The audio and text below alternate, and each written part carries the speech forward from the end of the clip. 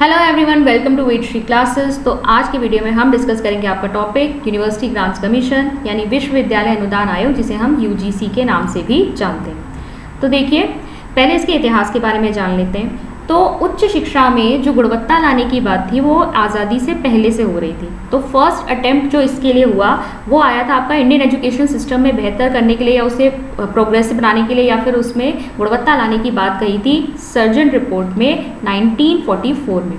इसके बाद देखिए यहाँ पर ये जो रिपोर्ट थी central advisory board of education की, और इसका नाम क्या था, post war educational development in India. देखिए पोस्ट वॉर क्यों कह रहे हैं, क्योंकि ये जो टाइम था ये आपका सेकेंड वर्ल्ड वॉर के बाद का टाइम था, और यहाँ पर अंग्रेज़ों को ज़रूरत महसूस हुई कि उच्च शिक्षा में क्या लाई जाए, गुणवत्ता लाई जाए, एजुकेट किया जाए इंडियंस को, ताकि उन्हें हमारी तरह सिविलाइज बनाया जाए। ठीक है, तो एक तो रिपोर्ट का नाम भी यहाँ पर ये दिया गया, तो आप इसको ध्यान में रखेंगे। फिर देखिए यूनिवर्सिटी ग्रांट्स कमेटी जो है वो फॉर्म हुई आपकी कमेटी। देखिए अब ध्यान में रखिएगा, कमेटी की बात हो रही है, यहाँ पर विश्वविद्यालय आयोग समिति हुई है। ठीक है, समिति हुई है, ना कि यहाँ पर ये क्या बना है, कमीशन या आयोग बना है। तो university grant committee should be formed at the centre to bring about uniformity in various universities. सभी यूनिवर्सिटीज़ में एक रूपता लाने के लिए, सभी विश्वविद्यालयों में एक रूपता लाने के लिए और यूनिवर्सिटीज़ को प्रॉपर ग्रांट्स प्रोवाइड करने के लिए यूनिवर्सिटी ग्रांट कमेटी को बनाए जाने की बात कही गई। ठीक है, तो अब देखिए इसके रिजल्ट में क्या हुआ कि यूनिवर्सिटी ग्रांट कमेटी फॉर्म हुई। कब फॉर्म हुई है, 1945 में फॉर्म हुई है, और तब इसके अंतर्गत उस समय की जो 3 केंद्रीय यूनिवर्सिटीज़ या केंद्रीय विश्वविद्यालय थे उस समय के, जो आपके अलीगढ़, दिल्ली और बनारस थे, उनको इसके अंतर्गत किया गया। ठीक है, यूनिवर्सिटी ग्रांट कमीशन इनका कामकाज देख रही थी, लेकिन 1947 में क्या किया गया, जितनी भी यूनिवर्सिटीज़ उस समय थी वो सब इसके अंतर्गत कर दी गई। ठीक है, इन 1948 यूनिवर्सिटी एजुकेशन कमीशन, इसकी बात हम कर चुके हैं। ठीक है, कोठारी आयोग, सॉरी, जो आपका सर्वपल्ली राधाकृष्णन जिसके चेयरमैन थे, राधाकृष्णन आयोग इसलिए इसको कहते हैं। तो जो आपका यूनिवर्सिटी एजुकेशन कमीशन था, राधाकृष्णन आयोग, ये जो था आपका उच्च शिक्षा के विषय में ही अपनी सिफारिश देता है। ठीक है, ये आपके उच्च शिक्षा से ही रिलेटेड था। इन्होंने सजेस्ट किया कि जो यूनिवर्सिटी ग्रांट कमेटी है उसे ट्रांसफॉर्म कर देना चाहिए यूनिवर्सिटी ग्रांट कमीशन में। ठीक है, तो इन्होंने विश्वविद्यालय अनुदान समिति को विश्वविद्यालय अनुदान आयोग बनाने की बात कही, और तब जो है मौलाना अबुल कलाम आज़ाद जो समय हमारे शिक्षा मंत्री थे, उन्होंने इनॉग्रेट किया 28 दिसंबर 1953 को यूनिवर्सिटी ग्रांट कमीशन को। ठीक है, ध्यान में रखेंगे, ये डेट्स वगैरह इंपॉर्टेंट है। तो कब हमारा जो है आयोग यूनिवर्सिटी ग्रांट कमीशन यानी विश्वविद्यालय अनुदान आयोग जो है उसका उद्घाटन किया गया 28 दिसंबर 1953 में। किसके द्वारा किया गया, उस समय जो हमारे शिक्षा मंत्री थे मौलाना अबुल कलाम आज़ाद, उनके द्वारा किया गया। ठीक है, लेकिन जो इसको स्टैट्यूटरी बॉडी कहा गया, यानी कि इसको क्या बनाया गया, एक औपचारिक रूप से इसे संवैधानिक निकाय के रूप में स्थापित किया गया। कब, 1956 में। ठीक है, नवंबर 1956 में इसे एक स्टैट्यूटरी बॉडी या फिर एक संवैधानिक निकाय के रूप में स्थापित किया गया। तो ये दोनों ही आपको डेट्स जो है वो याद रखिए, दोनों ही आपके लिए इंपॉर्टेंट है। अच्छा, ये किसके अंतर्गत आती है, ये HRD ministry, human resource development ministry के अंतर्गत आती है। अब यहाँ एचआरडी लिखा हुआ है, आज एचआरडी आप जानते हैं किस मिनिस्ट्री को, कौन सी मिनिस्ट्री बन गई है, वो एजुकेशन मिनिस्ट्री बन गई है। ठीक है, अब यूजीसी ने देखिए 6 रीजनल सेंटर जो हैं वो इंट्रोड्यूस किए। जो इसके सेंटर्स हैं वो कहाँ कहाँ हैं, पुणे, हैदराबाद, कोलकाता, भोपाल, गुवाहाटी और बेंगलोर। ठीक है, अब ये रीजन वाइज एजुकेशन सिस्टम को कंट्रोल करना चाहते थे, यानी ये जो सेंटर्स हैं, ये जो केंद्र है, ये अपने अपने रीजन में किस तरीके से वहाँ की जो उच्च शिक्षा है उसमें गुणवत्ता लाई जा सकती है उसको देखेंगे। ठीक है, हेड ऑफिस कहाँ है यूजीसी का, हेड ऑफिस है न्यू दिल्ली। इसके फर्स्ट चेयरमैन जो थे, पहले अध्यक्ष थे, वो थे डॉक्टर शांति स्वरूप भटनागर, और करंट में जो यूजीसी चेयरमैन है, करंट भी आपको याद होना चाहिए, प्रोफेसर मामिताला जगदेश कुमार। ठीक है, ये हैं आपके अभी करंट यूजीसी अध्यक्ष। अब अगर हम मेन एम्स की बात करें तो एम्स क्या है, तो एम इसका मेनली ये है कि ये यूनिवर्सिटी एक तो जितनी भी अदर इंस्टीट्यूशंस हैं हायर एजुकेशन के, उनके काम को कोऑर्डिनेट करती है। दूसरा, उनको किस तरह की धन की आवश्यकता है, वित्त की आवश्यकता है, फंड की आवश्यकता है, वो भी यहाँ से प्रोवाइड करवाती है। ठीक है, तो फंक्शंस अगर हम ऑन द होल देख लेते हैं तो देखिए यहाँ पर क्या होंगे। इसके अलावा मैं आपको एक चीज़ और बता दूँ, यूजीसी जो है ना मानक भी तय करती है। जो विश्वविद्यालय जो हैं उनको यूजीसी के नॉर्म्स को फुलफिल करना ज़रूरी होता है, और यूजीसी टाइम टू टाइम इसको चेक भी करती है। किसके द्वारा करती है, नैक नैक के द्वारा, ठीक है। नैक हिंदी में इसे क्या कहते हैं, नैक को राष्ट्रीय मूल्यांकन एवं प्रत्यायन परिषद, या फिर इंग्लिश में बोलेंगे national assessment and accreditation council.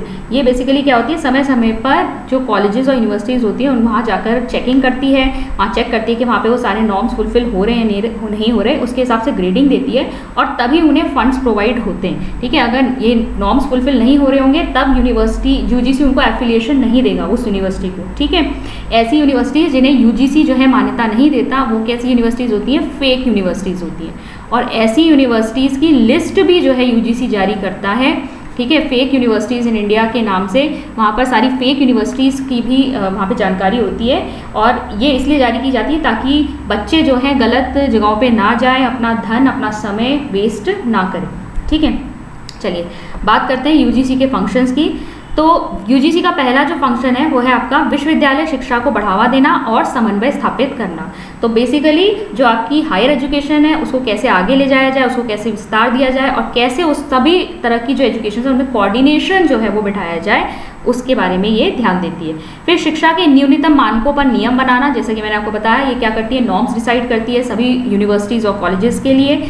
फिर देखिए विश्वविद्यालय में शिक्षण परीक्षा और अनुसंधान के मानकों का निर्धारण और रख रखाव करना, तो ये किसके द्वारा करती है, टाइम टू टाइम जो आपके क्या होते रहते हैं, असेसमेंट होते रहते हैं, इंस्पेक्शंस होते रहते हैं नैक के द्वारा, उसके द्वारा ये क्या देखती है कि टीचिंग वहाँ पे कैसी हो रही है, इवैल्यूएशन सिस्टम में परीक्षा प्रणाली वहाँ पर किस तरीके की है, वहाँ पे रिसर्च वर्क किस तरीके से चल रहा है, सब मानकों के अनुरूप चल रहा है या नहीं चल रहा है, ये सब भी ये चेक रखती है। फिर विश्वविद्यालय एवं महाविद्यालयों को अनुदान संवितरित करना, ठीक है। तो देखिए एक बार आपके अगर नॉर्म्स फुलफिल हो रहे हैं तो फिर जितने फंड्स की रिक्वायरमेंट है वो फंड्स आपके यूजीसी से आते हैं, तो जितने भी विश्वविद्यालय या महाविद्यालय हैं आपकी यूनिवर्सिटीज़ और कॉलेजेस, उनको जो जितना भी अनुदान की आवश्यकता है, जितने फंड्स की आवश्यकता है वो उन्हें प्रोवाइड किए जाते हैं। विश्वविद्यालय शिक्षा में सुधार के लिए आवश्यक उपायों पर केंद्र और राज्य सरकारों को सलाह देना, तो हायर एजुकेशन में यानी यूनिवर्सिटी एजुकेशन के लेवल पर क्या किया जा सकता है, उसमें गुणवत्ता कैसे लाई जा सकती है, इसके मामले में ये सेंटर को और स्टेट दोनों को एडवाइस प्रोवाइड करती है या सलाह देती है। कॉलेज और विश्वविद्यालय शिक्षा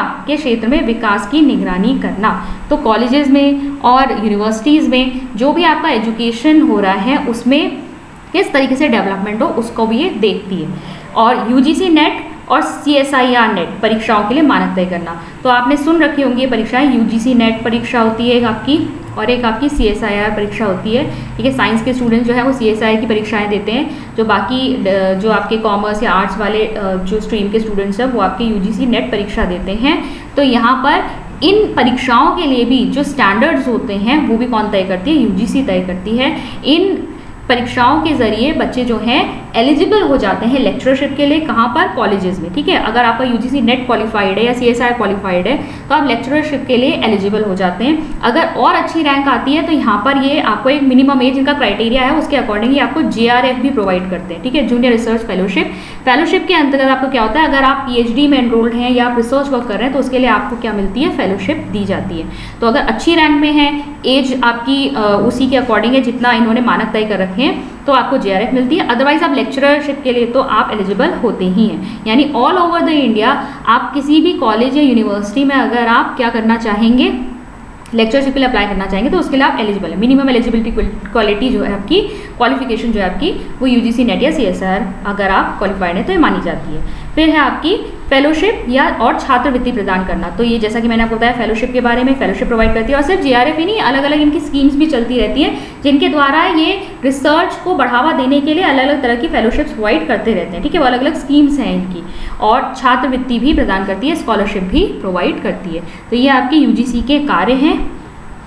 इसके अलावा जैसे कि आप देख सकते हैं एक स्ट्राइड करके इन्होंने एक स्कीम शुरू की थी। स्ट्राइड के फुल फॉर्म है scheme for transdisciplinary research for India's developing economy.